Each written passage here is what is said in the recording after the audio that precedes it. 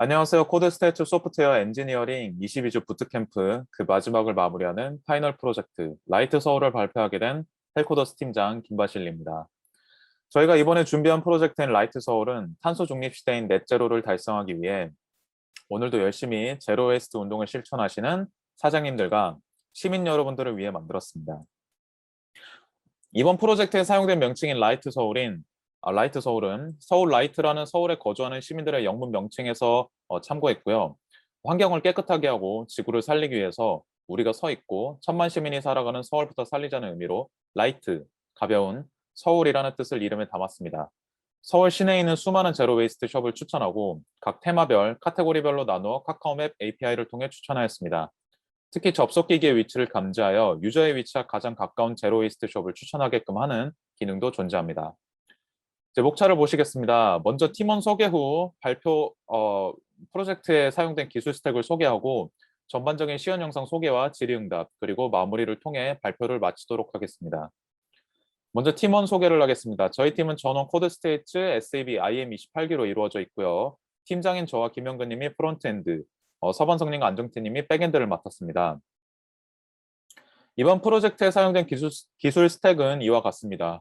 공통적으로 사용된 가장 중요한 기술 스택은 타입스크립트라고 말씀드릴 수 있고요. 프론트엔드에서는 리액트를 가장 중점적으로 사용을 했고, 백엔드에서는 네스트.js를, 배포에서는 AWS를 가장 중요하게 사용한 기술 스택이라고 말씀드릴 수 있겠습니다. 그럼 지금부터 저희가 만든 웹 앱에 대해 시연을 시작하겠습니다. 가장 먼저 홈페이지입니다. 홈페이지에서는 배경화면에 움직이는 애니메이션을 넣어 보다 동적으로 만들었으며 접속하는 유저들의 관심을 끌어 저희의 메인 캐치프레이즈에 집중하게 하였습니다. 참여하기 버튼을 누르면 맵 페이지로 이동하여 서울 시내에 있는 제로 웨이스트 숍의 전체적인 위치를 확인할 수 있게끔 하였고, 우측에는 스크롤을 내려서 더 자세한 내용들을 확인하게끔 유도하였습니다. 스크롤을 내리면 가장 먼저 네 가지의 테마로 제로 웨이스트 숍들을 추천합니다. 이후 홈페이지 제일 하단부 푸터 부분에서는 소셜 네트워크와 기업 참여, 운영원, 각 페이지별 이동 링크 등을 연결해 두었습니다. 그리고 우측에는 탑 버튼을 만들어 이를 누르면 가장 윗부분으로 이동하게 하였습니다. 로그인 전에 홈페이지 상단 내비바에서는 홈맵 로그인 메뉴가 존재합니다. 각 버튼별로 페이지를 이동하게끔 하였습니다. 일단 가장 먼저 일반적인 회원가입을 진행해 보겠습니다. 먼저 로그인 버튼을 누르면 모달창이 뜨게끔 하였고요. 하단부 크리에이터 어카운트 버튼을 누르면 회원가입 모달창으로 변경되게 하였습니다. 회원가입 시 필요한 정보는 프로필 사진, 이름, 이메일 등입니다. 이 회원가입 창에서는 모든 정보를 기입하지 않으면 회원가입이 되지 않습니다. 네, 정상적으로 회원가입이 되면은 얼럿창이 뜨면서 회원가입이 되었다는 메시지가 뜨고 홈페이지로 리다이렉트 됩니다. 로그인을 하게 되면은 정상적으로 로그인이 되면서 이후 상단 내비바의 내용이 바뀌게끔 하였습니다. 다음은 카카오와 구글 로그인입니다. 소셜 로그인 중에서 카카오를 먼저 보여드리겠습니다. 정상적으로 되는 것을 보실 수 있겠고요. 구글에서는 역시 정상적으로 화면이 리다이렉트 되면서 되는 것을 보실 수 있겠습니다. 화면이 좀 빠르긴 한데 네, 다 보실 수 있습니다. 다음으로는 로그인 후 홈페이지입니다. 이번 저희 프로젝트 주요 시스템 중 하나인 랭킹 시스템이 가장 먼저 보이고 있습니다. 원래는 전체 유저들의 목록을 반영하려 했는데 그렇게 하기는 서버의 부담도 크고 정식으로 론칭하는 서비스가 아니라 파일럿으로 만드는 프로젝트이다 보니 9명을 기준으로 랭킹을 짜보자고 회의에서 결론을 내려 진행하였습니다. 랭킹은 유저와 샵으로 나누어 진행하였고 실시간으로 랭킹 변화를 감지할 수 있으며 각각 유저는 레벨, 샵은 좋아요 개수로 순위를 결정하였습니다. 이제 일반적인 회원가입을 한 아이디로 로그인을 한 후 환영 메일이 가는 것을 확인하실 수 있습니다. 여기서 사용된 기술 스택은 노드 메일러라고 말씀드릴 수 있겠습니다. 이번에는 로그인 후 맵 페이지에 대해 시연하겠습니다. 가장 먼저 로그인 한 후 맵 페이지를 들어가면 서울 시내에 있는 모든 제로 웨이스트 숍들의 위치가 카카오맵에 렌더링이 됩니다. 왼쪽에는 각 카테고리별로 나누어져 있습니다. 이를 클릭하면 해당하는 각 카테고리의 샵들의 위치를 지도에 렌더링합니다. 왼쪽에서 샵을 누르면 상세 페이지가 뜨고 로그인된 유저는 좋아요와 댓글 달기를 통해 각 샵의 평가를 할 수 있습니다. 이번에는 마이 페이지에 대해 시연하겠습니다. 가장 먼저 개인정보 확인과 수정입니다. 현재 나의 프로필 사진과 닉네임이 렌더링 되고요. 그 우측에는 레벨과 경험치 수치를 확인할 수 있게끔 하였습니다. 수정을 하려면 닉네임 밑에 에딧 버튼을 누르면 됩니다. 이 모달창에서는 유저 정보를 변경할 수 있고 현재 로그인한 유저의 정보를 인풋창의 플레이스홀더로 확인할 수 있게끔 하였습니다. 수정 후 모달창의 에딧 버튼을 누르면 마이 페이지로 리다이렉트 되면서 정보가 변경된 것을 확인하실 수 있겠습니다. 참고로 구글과 카카오로 소셜 로그인한 회원도 정보 수정이 가능합니다. 다음으로는 인증하기입니다. 이 페이지에서는 영수증을 인증할 시 영수증 상단부에 존재하는 사업자 번호를 기준으로 업체를 분류하여 유효성 검사 후 인증 기록을 추가하게 하였습니다. 여기에 사용된 기술은 테서렉트입니다. 백엔드 멤버인 정태님이 굉장히 고생을 많이 하셨던 부분이고요. 각 인증 로그는 삭제도 가능하며 얼러창을 분기 처리하여 취소 확인으로 처리하였고 인증된 영수증 한 장당 50점을 올려서 레벨이 올라가게끔 처리하였습니다. 그 다음은 즐겨찾기입니다. 이 페이지에서는 각 유저가 맵에서 업체 상세 페이지 그리고 좋아요 클릭을 한 최신 순으로 렌더링 되게끔 하였습니다. 먼저 맵으로 가서 카페 카테고리를 들어가고 랜덤으로 업체들을 좋아요를 누른 다음에 마이 페이지로 가면은 네, 최신 순으로 렌더링이 되는 것을 확인하실 수 있겠습니다. 다음은 회원 탈퇴입니다. 이 페이지에서는 실제로 각 유저가 탈퇴를 신청하고 서버 측에서 해당 요청을 받아 RDS에 기록되어 있는 모든 정보를 삭제하게끔 합니다. 얼러창으로 분기 처리를 하고 회원 탈퇴가 완료되면 홈페이지로 리다이렉트 됩니다. 다음으로는 각 기업이 실제로 참여 요청을 하는 페이지를 시연하겠습니다. 이 페이지에서는 각각 업체 사진, 업체 상호명, 사업자 번호 등으로 폼을 구성하였습니다. 각 인풋 창마다 유효성 검사를 실시하였고 실제로 제출을 하게 되면 언러창으로 환영사를 띄우게 하였습니다. 이 파트 역시 신청이 완료되면 환영의 메일을 보내게 처리했습니다. 시연을 한번 해보겠습니다. 환영사가 뜨고요. 메일이 간 것을 확인하실 수 있겠습니다. 실제적 시연의 마지막인 운영 후원 페이지입니다. 이 페이지에서는 따로 기능은 없습니다. 원래 무통장 입금이나 카드 결제 같은 시스템을 넣으려고 했는데 생각보다 다른 기능들을 구현하는 데에 시간을 많이 뺏기고 예기치 못한 에러나 버그들을 잡으면서 운영 후원 페이지의 기능 구현에 대한 생각을 접게 되었습니다. 추후 각 멤버들 취직 시 사이드 프로젝트로 iOS 혹은 리덕스를 통해 리팩토링을 할 예정입니다. 그 다음은 반응형 웹페이지에 대한 시연을 보여드리겠습니다. 먼저 홈페이지의 반응형 웹화면입니다. 화면이 줄어든과 동시에 내부 컴포넌트의 사이즈도 적절한 크기로 줄어들었습니다. 로그인 전과 로그인 후 화면 역시 각각 맞춰서 따로따로 줄어드는 것을 보실 수 있겠습니다. 네, 로그인 후 화면이고요.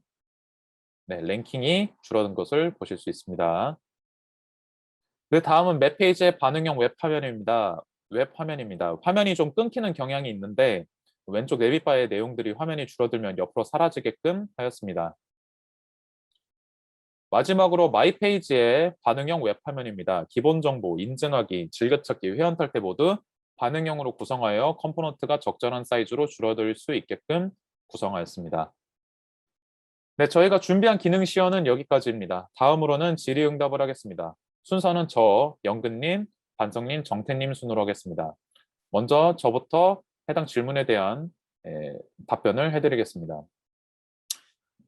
이번 파이널 프로젝트에서 타입스크립트를 사용한 이유는 네, 간단합니다. 일반적으로 자바스크립트나 프레임워크인 리액트를 통해 코드를 작성을 하다 보면 컴포넌트 간 프롭스의 유기적인 연결이 제대로 되지 않음에도 불구하고 정상적으로 돌아가는 듯한 착각을 받을 수 있습니다. 이를 리액트 실행 시 확인을 하는 것이 아니라 컴파일 전 코드 작성 중에 빨간 줄과 에러를 보이면서 연결에 대해 다시 한번 제거할 수 있게끔 하는 타입스크립트가 저희 이번 파이널 프로젝트에 필요하다 생각되어 도입하였습니다. 원래 2주 프로젝트 때는 사용하지 않았었는데 그때는 컴포넌트나 파일이 그렇게 많지 않았었습니다. 하지만 이번에 파이널 프로젝트 때는 2주 때보다 훨씬 많은 파일들, 코드들, 거의 약 2배가량 증가된 파일들이기 때문에요. 여기서 타입스크립트를 사용하지 않았더라면 굉장히 힘들었을 것 같다는 생각이 듭니다. 다만 조금 아쉬운 부분은 이벤트 핸들링 함수를 작성하면서 그 인자로 들어오는 이벤트 인자의 타입을 애니로 처리했던 부분이 조금 있었는데 배포 때문에 시간에 쫓겨 제대로 타입을 세부 지정하지 못했습니다. 다음에 만약에 리팩토링을 할 기회가 있다면 그런 부분들을 모두 다 제대로 처리하지 않을까 생각이 듭니다. 네, 다음은 영근님께서 질의응답을 해주시겠습니다. 네, 제가 느꼈던 스타일 컴포넌트를 사용했을 때 장점은 수정이 필요한 컴포넌트 파일에 가면 CSS 스타일이 모두 담겨 있기 때문에 빠르게 수정할 수 있었습니다. 그리고 팀 프로젝트를 하다 보면 클래스명이 중복되는 문제점이 많이 발생하는데 스타일드 컴포넌트를 사용하게 되면 클래스명이 자동으로 지정되기 때문에 이런 중복 현상이 없었습니다. 그리고 개인적으로 가장 좋았던 부분은 컴포넌트별로 미디어 쿼리를 이용해서 각 컴포넌트가 완성되면 그것에 맞게 반응형 스타일을 적용해서 빠르게 반응형 웹 작업을 할 수 있어서 그 부분이 가장 좋았습니다. 네, 이상입니다. 다음으로는 반성님께서 질의응답 해주시도록 하겠습니다. 네, 저희가 이번에 노드 서버의 프레임워크로 네스트.js를 사용한 이유에 대해서 말씀드리겠습니다. 이번 프로젝트에 다양한 기술들을 도입하자는 의견이 있었고요. 그 중심에 타입스크립트가 있었습니다. 백엔드 차원에서 도입할 기술들을 찾아보다가 네스트.js를 알게 됐고 그것이 타입스크립트를 지원한다고 하더라고요. 그리고 누구는 네스트.js가 타입스크립트와 궁합이 아주 잘 맞는다고 해서 선택했고요. 그보다 더 중요한 게 프레임워크가 되게 잘 짜여져 있습니다. 2주차 때는 익스프레스로도 서버를 구축해 봤지만 사실 프레임워크 치고는 툴이라는 것이 거의 없는 느낌이 없지 않아 있었어요. 개발 초기에 개발자가 어떻게 구성을 해주느냐에 따라서 서버 디렉토리의 구성이 많이 달라질 수도 있었고요.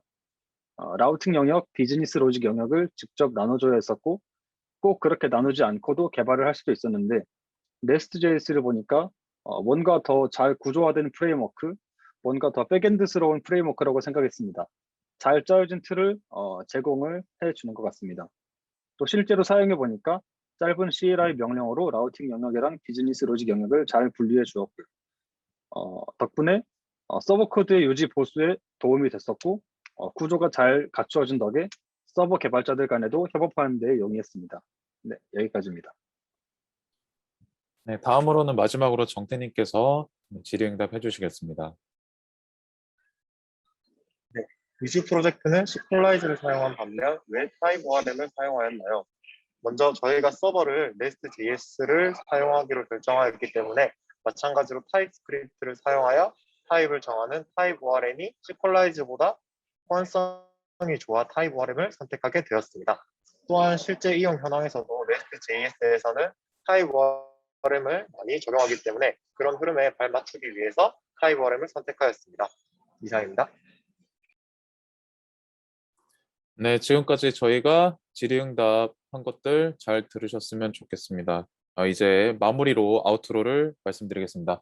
이제 정말 마무리인 것 같습니다. 5달 동안 정말 많은 스프린트를 진행을 하고 코플릿을 풀고 벽을 느끼고 좌절하고 다시 일어서고 좋은 사람들을 만나고 결과물을 만들어내는 과정의 반복이었습니다. 좋은 기회를 준 코드스테이츠에게 감사의 말씀을 드립니다. 이상입니다.